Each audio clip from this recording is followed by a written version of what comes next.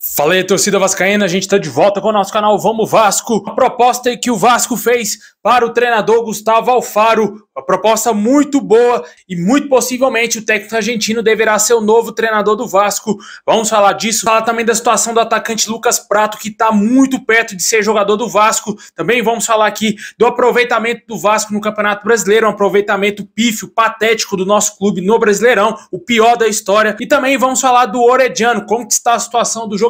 Como todo mundo sabe, o Vélez e o Boca Juniors, principalmente o Boca, quer contratar o jogador pode deixar o Vasco. Vamos entender como que está a situação do jogador.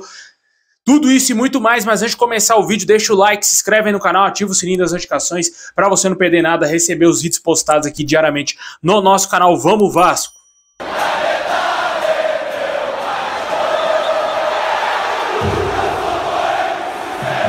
Bom, pessoal, o Vasco aí, entre todos os times aí do Campeonato Brasileiro, é o pior mandante da competição, né? Com apenas 19% de aproveitamento. O Vasco hoje amarga a 19ª colocação com apenas 9 pontos conquistados e, como eu disse, é o pior mandante. Além do mais, é o time que tem mais derrotas na competição. 14 rodadas, o Vasco perdeu 9 e é o time que tem menos gols marcados, apenas 11 gols. E também é o time que menos chuta ao gol, cara. É inadmissível, né, cara? Você vê um investimento de 110 milhões para o Vasco estar hoje na penúltima colocação, com times com orçamentos muito inferiores à frente do Vasco, como o caso do Cuiabá, do próprio Goiás, que além de estar na zona do rebaixamento, mas está à frente do Vasco, né, cara? Não deixa de estar à frente, né? Tem mais pontos que o Vasco.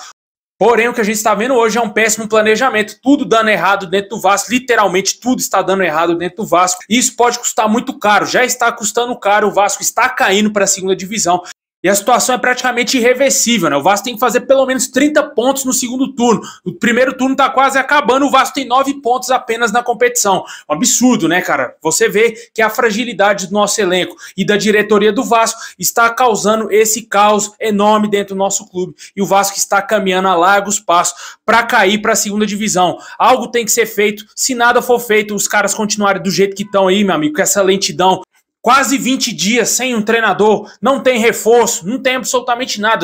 O Vasco trouxe apenas 3 jogadores, cara. Contratou 3 reforços apenas. E cadê o camisa 10? Cadê um centroavante? Cadê atacante que atua pelo lado? Trouxe o Serginho só, mais nada. Cadê, meu amigo? Cadê os reforços? O torcedor não aguenta mais tanto sofrimento. E a situação só piora a cada dia, né? Porque cada dia que passa, o Vasco se afunda mais e mais na zona do rebaixamento. Deixa aí nos comentários aí se você acredita que o Vasco vai ser capaz de reverter essa situação, um aproveitamento patético aí como mandante, apenas 19% aí no Campeonato Brasileiro, é um absurdo. Nem em São Januário mais o Vasco consegue ganhar, né? São Januário hoje é salão de festas pro adversário.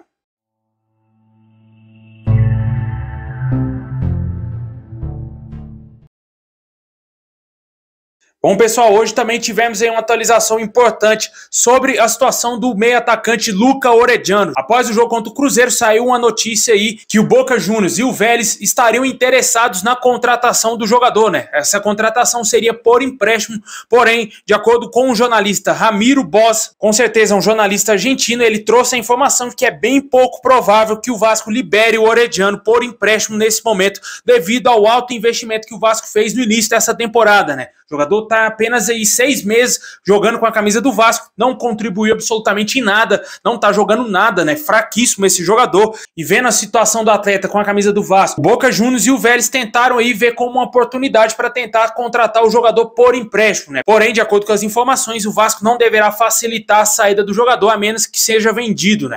Porque se você perder um jogador que pagou 20 milhões aí, o cara não te dá nenhum retorno, nem retorno financeiro, cara, aí tá de sacanagem, né? E não vale a pena. O Vasco tem que saber sim negociar os seus atletas, já que não sabe contratar, tem que saber pelo menos vender da maneira correta, né? Vender do jeito certo, porque tá difícil, situação complicada, nenhum reforço tá dando certo com a camisa do Vasco, exceto o Jair, que foi a única contratação que prestou, né? Tem o Léo Pelé também, que é esforçado, mas não é um grande zagueiro. Mas o que a gente está vendo hoje é que todos os reforços, praticamente, é que 99% dos reforços, todos deram errado e o Orediano está no meio. E por isso, esses clubes argentinos estão vendo que o jogador está muito mal e tenta a sua contratação para recuperar o seu futebol, quem sabe lá na Argentina. Há informações que dizem que o Orediano não se adaptou ao Brasil, não se adaptou ao Vasco e muito menos aos seus colegas. Isso seria um fator importante para que ele saia do Vasco. Mas as informações que a gente tem é que a liberação do nosso clube será muito difícil e que ele deverá continuar aí aí até o final dessa temporada, pelo menos, né? Deixa aí nos comentários o que você acha do interesse do Vélez e do Boca Juniors aí na contratação do Orediano, jogador que despertou o interesse desses clubes, mas por empréstimo.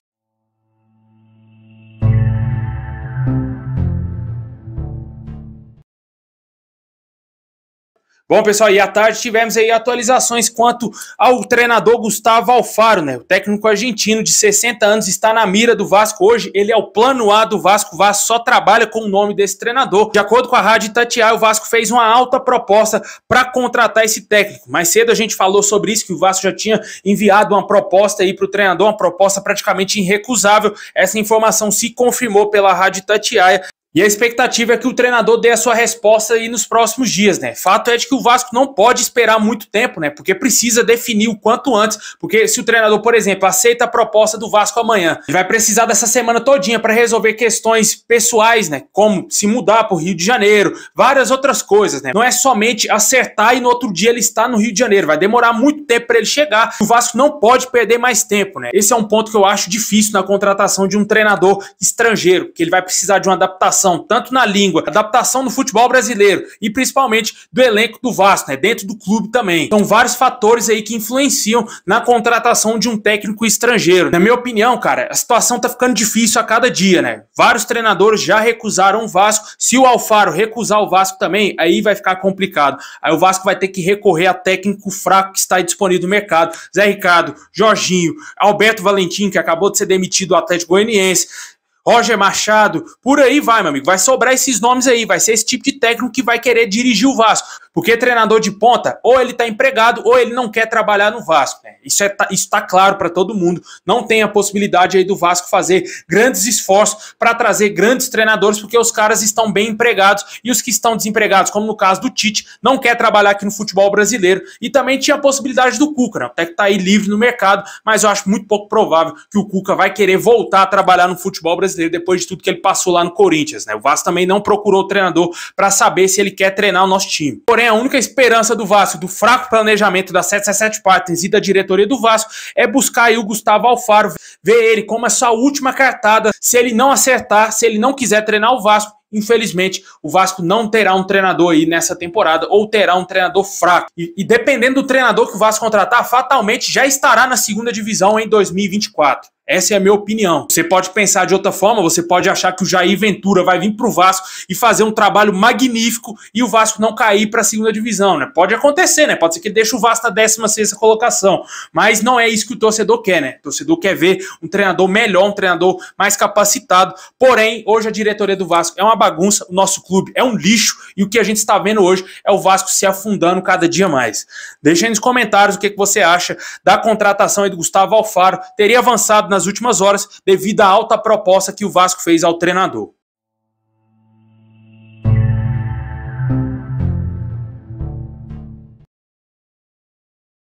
E para fechar, vamos falar aqui de reforço, cara. O único reforço que o Vasco pode fechar aí, além dos 3 que já foram contratados, tanto o Medel, o Serginho e o Maicon, é o atacante Lucas Prato. O jogador está disposto a voltar ao futebol brasileiro e tivemos aí uma atualização muito importante. Além do Vasco, o São Lourenço também era um outro clube que tinha interesse na contratação do atacante, porém ele não chegou a um acordo ao São Lourenço e deseja voltar ao futebol brasileiro. E hoje o caminho está totalmente livre para ele ser reforço do Vasco. A expectativa é que o Vasco formalize uma proposta oficial nas próximas horas ou nos próximos dias e contrate o Lucas Prato nessa semana, para que, quem sabe, ele tenha condição de jogo o quanto antes. Eu acredito que está muito perto, sim, do Lucas Prato ser reforço do Vasco. Até o Globoesporte.com já trouxe essa informação. Inclusive, essa informação saiu semanas atrás, a gente falou disso aqui no canal e o Globo Esporte apurou a informação que foi trazida por outros jornalistas e confirmou que realmente o Vasco tinha interesse no jogador. E agora, em entrevista ao Globoesporte.com, ele disse que quer sim voltar ao Brasil e que sabe do interesse do Vasco. O Vasco teria procurado seus representantes para tratar dessa negociação e o jogador está disposto, sim, a ser reforço do Vasco. Atacante de 35 anos, muito experiente, com passagens pelo Vélez, River Plate, jogou também no Boca Juniors, pouca gente se lembra, mas ele jogou também no Boca Juniors, jogou no Atlético Mineiro, São Paulo e por aí vai, né? Lá na Europa, se eu não me engano, ele jogou no Genoa, cara, também lá na Itália, clube que é da 777 Partners, jogou também no Feyenoord, mais recentemente aí, lá em 2021, na Holanda. Deixa aí nos comentários aí se você acha interessante a contratação do Lucas Prato. Se você for pegar os números do atleta, logicamente você vai querer ver ele bem longe de São Januário, porque o cara fez, se eu não me engano, 12 gols em 3 anos.